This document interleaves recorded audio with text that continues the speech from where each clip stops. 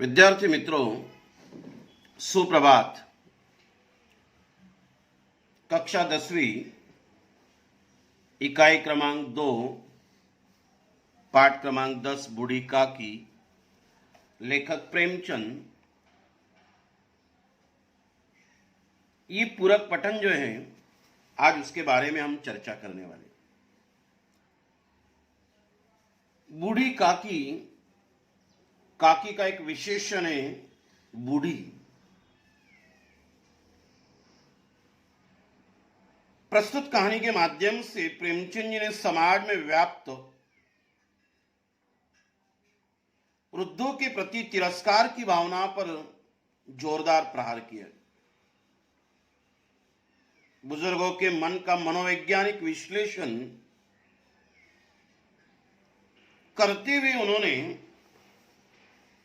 वृद्धों के प्रति हमने आदर भाव रखना चाहिए, यह एक मुख्य संदेश प्रेमचंद ने, लेखक प्रेमचंद जी ने इस कहानी से बताया है। थोड़ा सा साहित्यिक परिचय के अलावा लेखक का परिचय जो है उसके बारे में थोड़ी चर्चा करते हैं। प्रेमचंद कलम के सिपाही, उपन्यास के बादशाह, उपन्यास सम्राट, ऐसे कई नामों से प्रेमचंद को हिंदी साहित्य में बड़ा मान सम्मान मिला हुआ है और आदर से उनका नाम लिया जाता है। लेखक प्रेमचंद, इनका मूल नाम धनपत राय था।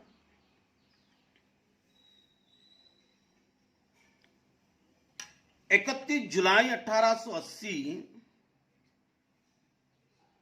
उत्तर प्रदेश के वाराणसी लम्हई गांव में इनका जन्म हुआ, कायस्थ परिवार में। माता का नाम आनंदी देवी और पिता का नाम मुंशी अजाय राय। ये डाक में मुंशी का काम करती थी, लेकिन ये श्रीवास्तव इस नाम से हो बाद में प्रेमचंद मुंशी, क्योंकि डाक मुंशी में उनके पिताजी मुंशी के तौर पर काम करते थे, धीरे धीरे श्रीवास्तव नाम का लोप हो गया।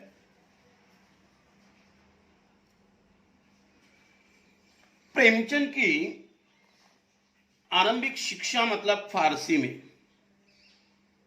7 वर्ष में उनके माता जो आनंद देवी का स्वर्गवास हुआ था। 16 वर्ष में जब वो थे तब उनके पिताजी का देहांत हो गया था। 15 वर्ष में उनकी शादी कराई गई। मुंशी प्रेमचंद ने 1906 में दूसरा विवाह किया, शिवरानी देवी जो एक बाल विधवा थी। संतान श्रीपत राय, अमृत राय और कमला देवी। उर्दू, हिंदी, फारसी ऐसी भाषाओं पर प्रभुत्व रखने वाले प्रेमचंद, पहला उनका किताब आई, पहली उनकी किताब आई जिसका नाम था सोजे वतन, उर्दू में थी। वो लिखी थी उन्होंने नवाब राय नाम से। बाल्यकाल से ही अपने लेखन का आरंभ करने वाले प्रेमचंद आधुनिक हिंदी गद्य साहित्य में ये पितामह, कहानी में पितामह कहे जाते हैं। इनकी कहानियों में, उपन्यासों में शोषित किसान, मजदूर, स्त्रियों आदि की समस्याओं का विस्तृत चित्रण भी मिलते रहता है। मानसरोवर भाग 1 से 8, जंगल की कहानियां, गोदान, गबन, सेवा सदन, कर्मभूमि, कायाकल्प, ये उनके उपन्यास काफी प्रसिद्ध है। प्रेम की वेदी, करबला, संग्राम, ये उनके नाटक है। टॉलस्टॉय की कहानियां, आजाद कथा, गाल्स वर्दी, ये 3 नाटक हड़ताल, न्याय, चांदी की डिबिया, यह अनुवादित किए हुए। असल में प्रेमचंद का साहित्य पढ़ा मतलब कुछ नहीं पढ़ा। यहां जो बूढ़े काकी जो कथा है वो दयनीय व्यक्तियों की कथा है, जिन्हें परिस्थितिवश मजबूरी में अपनी पूरी संपत्ति किसी अन्य व्यक्ति को सौंपनी पड़ती है। खुद उसकी दया पर उसे जीना पड़ता है। बूढ़ी काकी अपने पति और नौजवान बेटी की मृत्यु के पश्चात अपने एकमात्र भतीजे, जिसका नाम है बुद्धिराम, के वादों पर विश्वास करके अपनी सारी संपत्ति उसके नाम तो लिख देती है। लेकिन थोड़े ही दिनों के बाद ऐसी स्थिति हो जाती है कि उसे पेट भर भोजन मिलना भी मुश्किल हो जाता है। एक बार तो बूढ़ी काकी के जीवन में ऐसी घटना घटती है जिसके बारे में जानकर दिल दहल उठता है, क्योंकि वो प्रसंग इन्होंने इसमें से व्यक्त किया है। और वो क्या प्रसंग है, इसकी जानकारी अभी हम इस कहानी के चर्चा के दौरान लेते हैं। आइए। बुढ़ापा बहुधा बचपन का पुनरागमन हुआ करता है। पुनरागमन, वापस आना, मानो बचपन ही वापस आ गया। बूढ़ी काकी में जीवा स्वाद के सिवा और कोई चेष्टा शेष न थी। बूढ़ी काकी के जीवा स्वाद, जीवा यानी स्वाद, जबान का जो स्वाद, उसके अलावा कोई चेष्टा यानी कोशिश बिल्कुल बाकी न थी।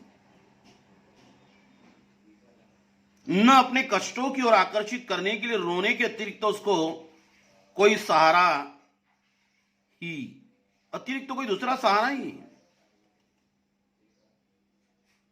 जब उसे कष्ट होता था, अपने ओर आकर्षित करने के लिए रोने के अतिरिक्त नहीं, अलावा उसके पास दूसरा कोई साधन ही नहीं था। समस्त इंद्रियां, नेत्र, हाथ और पैर जवाब दे चुके थे मतलब थक गए थे। पृथ्वी पर पड़ी रहती और घर वालों कोई बात उनकी इच्छा के प्रतिकूल करते, काकी के इच्छा के प्रतिकूल जब कोई बात होती थी घर में, भोजन का समय टल जाता, उसका परिणाम पूर्ण न होता, अथवा बाजार से कोई वस्तु आती और न मिलती, तो ये रोने लगती थी बूढ़ी काकी। उनका रोना, सिसकना साधारण रोना तो था। वे गला फाड़ फाड़ कर रोती थी। गला फाड़ कर रोना यानी शोर करना, चिल्लाना। जब उसे बाजार से कोई चीज आती थी, उसे न मिलती थी, या उसके प्रतिकूल यानी उसके इच्छा के विरुद्ध कोई बात होती थी, भोजन समय पर न मिलता था, तो ये क्या करती थी, रोना शुरू करती थी ताकि उसकी ओर कोई ध्यान दे। और उसका रोना कोई साधारण रोना नहीं था, गला फाड़ फाड़ कर रोती थी, शोर शराबा कर चिल्ला कर रोती थी। उनके पतिदेव को स्वर्ग सिधारे कालांतर हो चुका था। कालांतर ने बहुत समय, स्वर्ग सिधारना इन्हें मर जाना, कालांतर इन्हें दूसरा समय, अन्य काल भी उसे कहते। यहां इन्हें बहुत समय बीत चुकना, ऐसा अर्थ हमें लेना है। बेटे तरुण होकर चल बसे, बच्चे जवान होते थे, उनकी मृत्यु हो गई थी। अब एक भतीजे के सिवाय और कोई नहीं था। बस जो था एक भतीजा था, उसके सिवा और कुछ नहीं, सारी जायदाद भतीजे के नाम। तो ये कहते हैं कि भतीजे के सिवा और कोई नहीं। उसी भतीजे के नाम उन्होंने अपनी सारी संपत्ति लिख दी। लिखाते समय भतीजे ने खूब लंबे चौड़े वादे किए, किंतु वे सब वादे केवल कुली डिपो के दलालों के दिखाए हुए सब्ज बाग थे। सब्ज बाग, झूठे वादे, झूठे सपने। जैसे कोई दलाल जो होता है, बातों बातों में फंसा देता है, तरह तरह के वादे करता है, और वो भी वादे ही नहीं, झूठे वादे, मानो ख्वाब की तरह। उसी तरह से भतीजे ने सारे वादे कर कर उन वादों से वो मुकर गया। यद्यपि उस संपत्ति की वार्षिक आय, वार्षिक यानी सालाना, 150-200 रुपए से कम न थी, उस जमाने में काफी, तथापि बूढ़ी काकी को पेट भर भोजन की कठिनाई से मिलता था। सालाना आय 150-200 रुपए, और इतनी आय होने के बावजूद भी बूढ़ी काकी को भोजन ठीक से नहीं मिलता था। इसमें उनके भतीजे पंडित बुद्धिराम का अपराध था, अथवा उनकी अर्धांगिनी श्रीमती रूपाका। भतीजे का नाम बुद्धिराम, उसकी पत्नी श्रीमती रूपा। इसका निर्णय करना सहज नहीं था, आसान नहीं था। किसका अपराध था? रूपा का था कि बुद्धिराम का? बुद्धिराम स्वभाव से सज्जन थे, किंतु उसी समय तक जबकि उनके कोष पर कोई आंच ना आए। स्वभाव से तो बिल्कुल सज्जन, शराफती, भला मानस, लेकिन कब तक? जब तक उनके कोष पर कोई आंच ना आवे, किसी तरह से उनके खजाना जो है उस पर कोई नुकसान ना हो।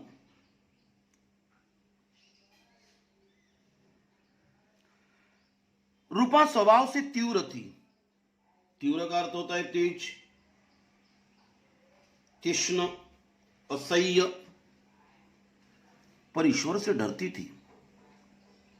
भगवान का उसके मन में डर था। अतः बूढ़ी काकी को उसकी तीव्रता उतनी न खलती थी जितनी बुद्धिराम की भल मन साहत। बूढ़ी काकी को उसकी तीव्रता बिल्कुल नहीं खलती थी, लेकिन जितनी खलती थी बुद्धिराम की भला मानस था। अभी भला मन साहत का अर्थ है भला आदमी, क्योंकि इतना भला होने के बावजूद भी काकी की ओर बिल्कुल ध्यान नहीं दे रहा था। बुद्धिराम को कभी कभी अपने अत्याचार का खेद होता था। खेद का अर्थ होता है दुख। खेद का अर्थ क्या होता है? दुख। तो कभी कभी उसे भी क्या होता था? खेद होता था। विचार थे कि इसी संपत्ति के कारण मैं इस समय भला मानुष बन बैठा हूं। काकी के संपत्ति के कारण ही तो मैं भला मानुष बन बैठा हूं। लड़कों को बुड्ढों से स्वाभाविक द्वेष होता ही है। लड़कों को अक्सर बूढ़े लोगों से, घर में होने वाले बूढ़ों से शत्रुत्व, विद्वेष होता ही। और फिर जब माता पिता का ये रंग देखते तो बूढ़ी काकी को और सताया करते। जब माता पिता ही घर में होने वाले बूढ़ों के साथ इस तरह का अत्याचार करते तो बच्चे कहां अच्छा व्यवहार करेंगे? वो और बूढ़ी काकी को सताया करते थे। कोई चुटकी काट कर भागता, कोई चुमटी लेता था, कोई उन पर पानी की कुल्ली कर देता था, मुंह में पानी लेता था, उसके ऊपर थूक देता था। काकी चीख मारकर रोती थी। हां, काकी क्रोधातुर होकर बच्चों को गालियां देने लगती थी। काकी को इतना गुस्सा आता था कि आखिर उसके मुंह से क्या निकलती थी? गालियां निकलती थी। और वह गालियां देख सुनकर रूपा घटनास्थल पर आ पहुंचती थी। जहां वह गालियां दे रही, बच्चे जहां सता रहे उसे, इस भय से काकी अपनी जुआ कृपाण का कदाचित ही प्रयोग करती थी। इस कारण जो है काकी अपनी जो जुआ है, जबान है, उसका गलत गाली गलौज ये कदाचित ही प्रयोग करती थी, क्योंकि वहां घटना स्थल पर रूपा आती थी और रूपा का तो उसके मन में क्या था? डर तो था ही था। तो इस तरह काकी के साथ इस घर में एक दुर्व्यवहार होता था।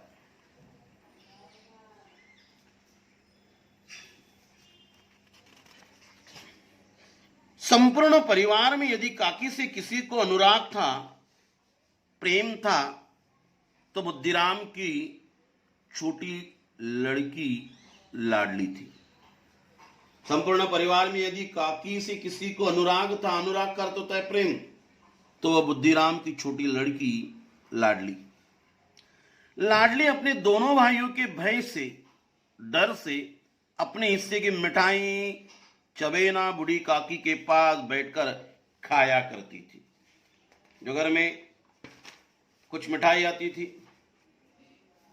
और ये मिठाई उसके भाई जो है उसे खाने नहीं देते थे, और उससे बचने के लिए वो क्या करती थी, बूढ़ी काकी के पास आकर जो भी उसे मिलता था, मिठाई चबेना वगैरह, वो वहां आकर बैठकर खाया करती थी।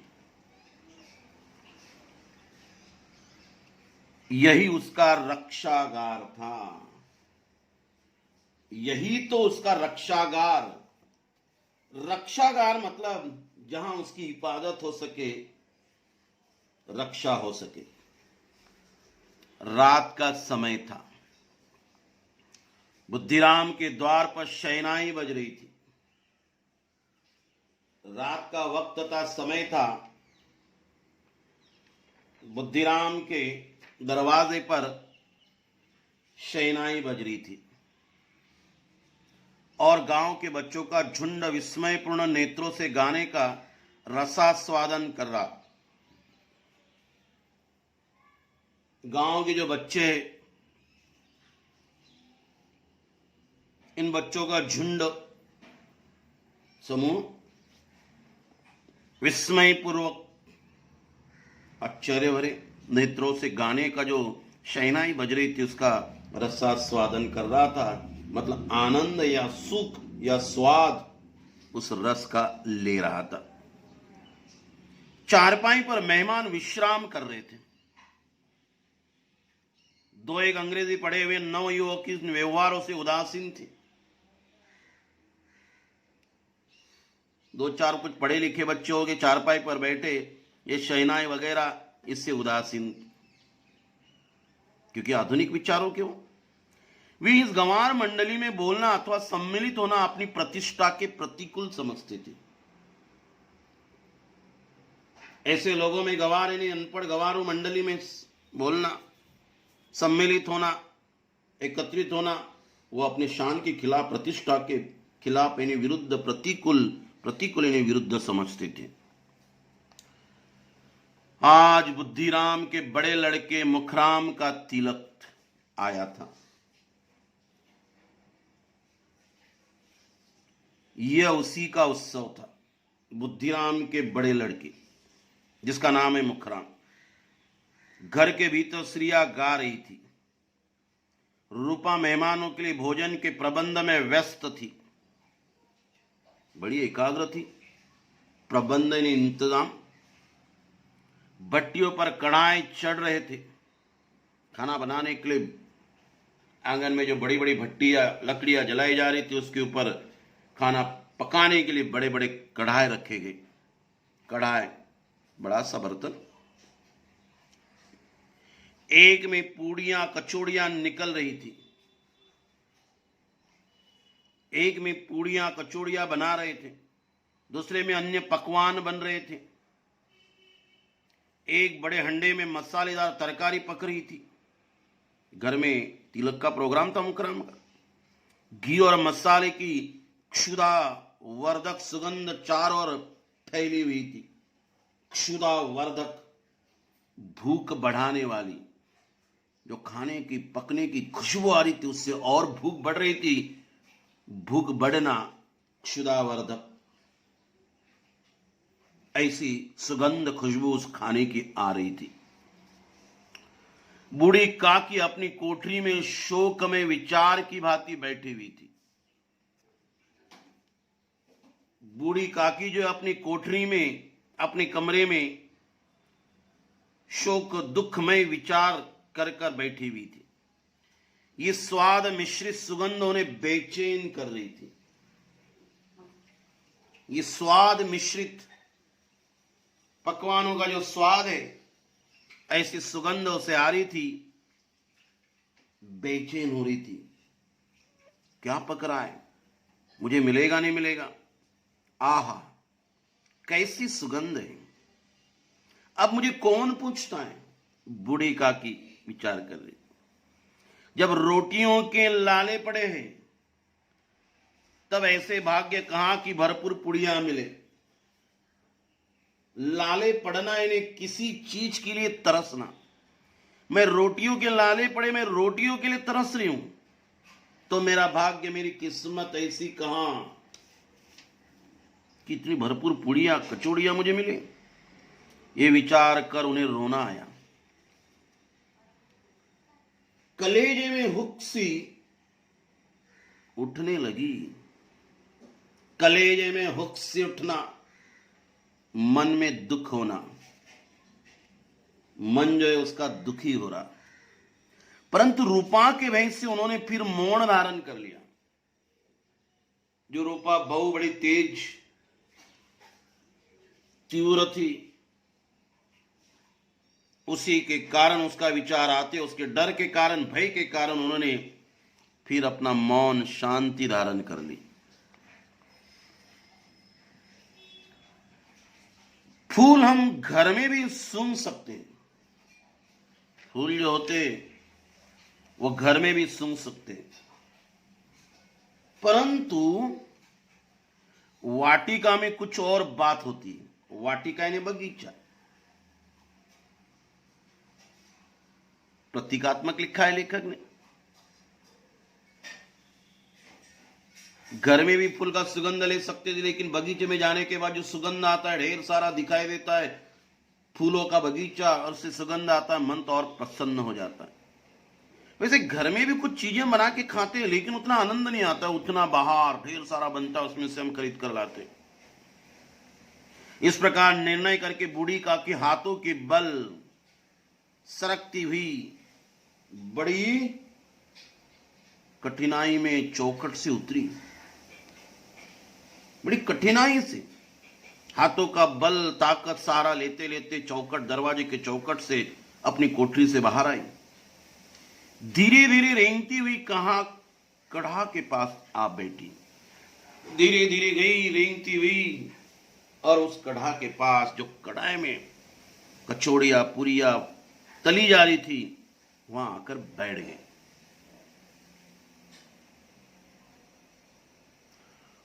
रूपा उस समय कार्यभार से उद्विग्न हो रही थी। उद्विग्न, चिंताग्रस्त, परेशान। कभी इस कोठी में जाती तो कभी उस कोठे में, कभी कढ़ा के पास आती, कभी भंडार में जाती थी जहां सामान रखा गया। किसी के बाहर से आकर कहा, महाराज ठंडाई मांग रहे। ठंडा, जो ठंडा शरबत, जो गर्मी के पास बैठने के कारण शरीर गर्म होता है, उसको ठंडा करने के लिए। जो खाना पकाने वाले महाराज है, वो ठंडाई मांग रहे। ठंडाई देने लगी। आदमी ने आकर पूछा, अभी भोजन तैयार होने में कितना विलंब है? विलंब यानी देरी। जरा ढोल मंजीरा उतार दो। बेचारी अकेली सी दौड़ते दौड़ते व्याकुल हो रही थी। व्याकुल यानी बेचैन, झुंझलाती थी, चिल्लाती थी, कुड़ती थी, बड़बड़ाती थी, परंतु क्रोध प्रकट करने का अवसर न पाती थी। क्रोध यानी गुस्सा प्रकट करने का जो अवसर न पाती थी, किसी को मौका ही नहीं देती। भय होता है, डर होता है, कहीं पड़ोसी ने यह ना कहने लगे कि इतने में उबल पड़ी, इतना सा काम किया, पहला ही कार्यक्रम उनके घर पर है तिलक का, और इतने में क्रोधित होने लगी। अभी तो काफी काम बाकी।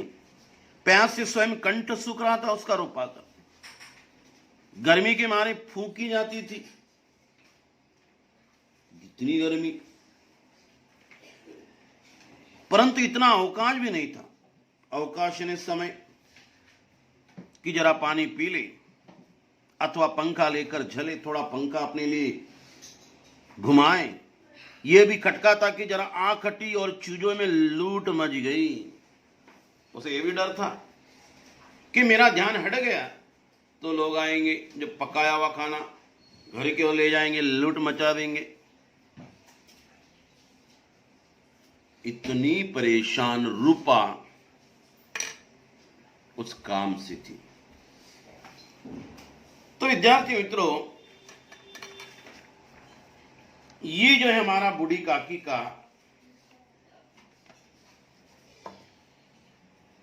रूपा के माध्यम से बताया हुआ कथानक। तो उसका भी जरा ये भी खटका था कि जरा आंख हटी और चीजों की लूट मची।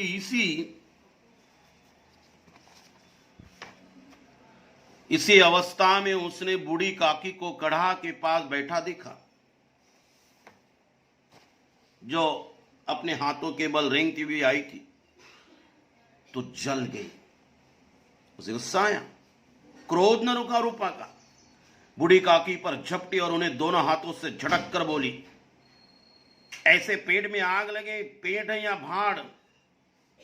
कोठरी में बैठते हुए क्या दम घुटता है?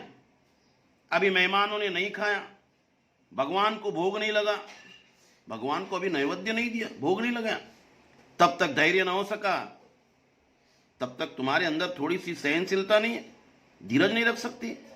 आकर छाती पर सवार हो गई, इतना ठूंसती है, खाती न जाने कहां भस्म हो जाता है, गायब हो जाता है। भला चाहती हो तो जाकर कोठरी में बैठो, जब घर के लोग खाने लगेंगे तब तुम्हें भी मिलेगा। तुम कोई देवी नहीं हो कि चाहे किसी के मुंह में पानी न जाए, परंतु तुम्हारी पूजा पहले ही हो जाए। रूपा ने कढ़ाई के पास बैठी हुई बूढ़ी काकी को डांट दिया और ऐसे शब्दों में डांटा कि तेरे पेट में आग लगे, ये पेट है कि भाड़ है? जो भी डाला भस्म हो जाता है। कोठरी में बैठते हुए क्या दम घुटता है? अभी मेहमानों ने नहीं खाया, भगवान को भोग नहीं लगा, और तब तक उसे धैर्य नहीं। इतना खाती है जो ठूसती है जाने भस्म हो जाता है, भस्म होने ने जल जाना, खत्म होना।